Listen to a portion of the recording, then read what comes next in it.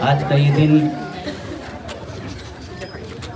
ہم سب کے لیے نہایت ہی محبت بھرا دن ہے، بلکہ تمام ہندوستانیوں کے لیے قومی سطح پر، ملکی سطح پر دو دن بڑے اور دو تاریخیں بڑی اہمیت کی حامل ہیں۔ ایک 15 اگست ہے جو ہمارے ملک کی آزادی کی تاریخ ہے، اور ایک آج یعنی 26 جنوری کی تاریخ ہے جو جمہوریت کی تاریخ ہے، قانون اور دستور ہند کے نفاذ کی تاریخ ہے۔ ہم سب جانتے ہیں کہ آج ہی کی تاریخ میں 1950 میں ہمارے ملک کا دستور نافذ کیا گیا، اور بغیر کسی تفریق مذہب و ملت کے، بغیر کسی ذات پات کے ہر ایک انسان کو، ہر ایک ہندوستانی کو برابری کا حق دیا گیا۔ وہ آج ہی کی تاریخ تھی۔ اور 1947 میں جب ہندوستان آزاد ہوا، کئی سالوں تک انگریز تو چلے گئے، لیکن انگریزوں کے بنائے ہوئے ظالمانہ قانون ہی پہ عمل ہوتا رہا۔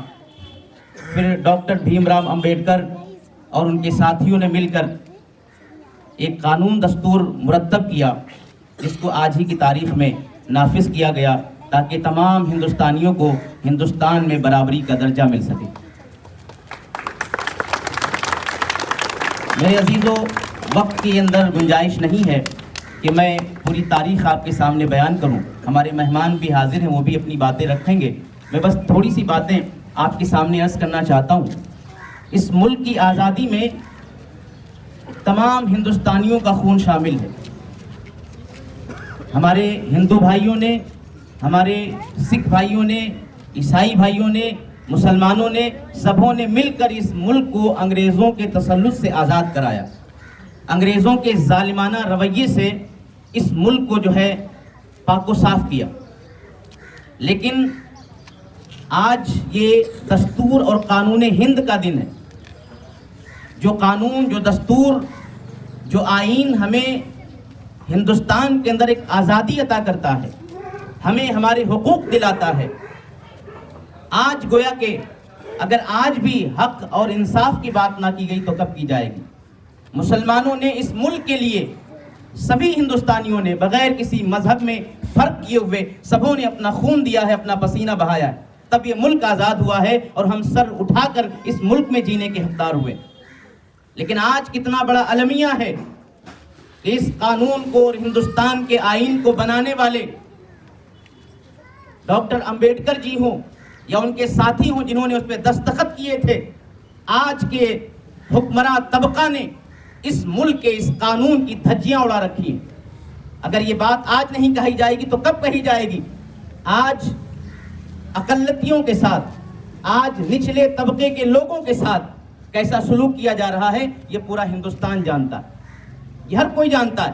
خاص طور سے مسلمانوں سے ڈیبیٹ میں یا عام طریقوں سے سوال کیا جاتا ہے کہ آپ مسلمان ہیں، ذرا یہ بتائیں کہ اگر آپ کے سامنے دو آپشن رکھے جائیں کہ آپ ہندوستان کو چنتے ہیں یا اپنا دین اسلام چنتے ہیں، تو آپ پہلے کس کو چنیں گے؟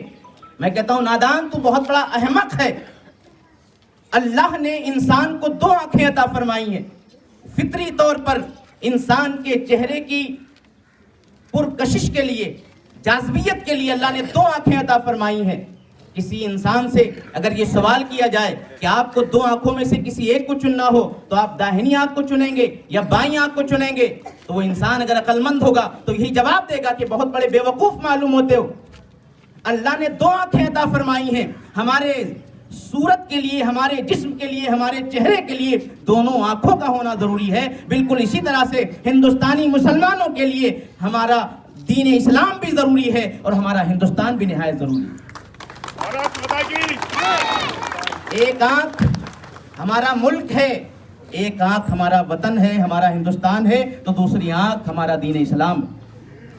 آج ظلم کا بول بالا ہے، آج اتیاچار کیا جا رہا ہے، آج ناانصافی سے کام لیا جا رہا ہے، مسلمانوں پر مظالم کیے جا رہے ہیں، نہ صرف مسلمانوں پر بلکہ آئے دن کسی چرچ پر جو ہے کسی مذہب کا جھنڈا لہرا دیا جاتا ہے، انصاف کے مندر پر کسی خاص جو ہے مذہب کا جھنڈا لہرا دیا جاتا ہے کہ یہ آج 26 جنوری اور یوم جمہوریہ کی جو ہے تمام طریقے سے توہین اور تنقیص نہیں ہے۔ عزیزان گرامی، جبکہ مسلمانوں کا اس ملک کی آزادی میں سب سے بڑا یوگدان اور حصہ ہے۔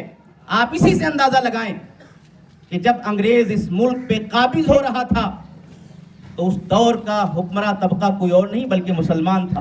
یہی وجہ ہے کہ میسور کے سلطان ٹیپو سلطان، ان کے فادر جناب فتح علی خان کو جب انگریزوں نے شہید کیا تھا، ان کی نعش پہ کھڑے ہو کر کے ان کی لاش کے سامنے انگریزوں نے کہا تھا کہ آج سے ہندوستان ہمارا ہے۔ پتہ یہ چلا کہ ہندوستان اس ملک کے لیے اور اس ملک کی آزادی کے لیے مسلمانوں کا بڑا اہم کردار رہا ہے، ان کا خون بھی اس میں ہے، ان کا جو ہے تمام تر حصہ بھی اس میں ہے عزیزان ملت اسلامیہ۔ لیکن اس کے باوجود ہم تمام ہندوستانی مسلمان اس ملک سے پیار بھی کرتے ہیں، اس ملک کے وفادار بھی ہیں، اس ملک کی خاطر ہم اپنا سب کچھ قربان کرنے کا ہنر اور جذبہ رکھتے ہیں، اس لیے رکھتے ہیں کہ اسی ملک میں اللہ نے ہمارے خواجہ کو بھی عطا فرمایا، اسی ملک کے اندر ہمارے بڑے بڑے اکابر آرام فرمائے۔ لوگ کہتے ہیں، ہماری وفاداری پہ سوال اٹھاتے ہیں، ان کو معلوم نہیں کہ وہ مرنے کے بعد کہاں جائیں گے، لیکن اللہ کا شکر ہے کہ مسلمان اسی مٹی سے پیدا ہوا ہے، مرنے کے بعد بھی اسی مٹی میں آرام کرے گا۔